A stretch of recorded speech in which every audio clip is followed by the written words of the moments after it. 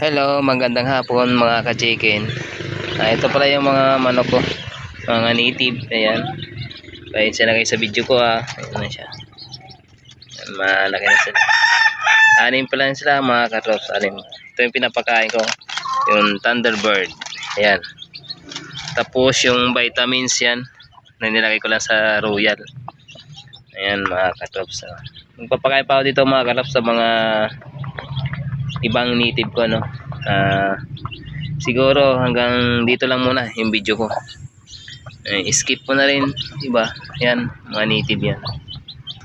Nagiging sila ng mga vitamins sila, yung tubig nila vitamins para lumakas sila mga ka-chicken yan.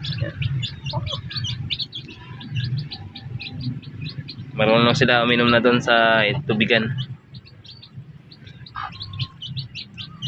para hindi sila magkasakit.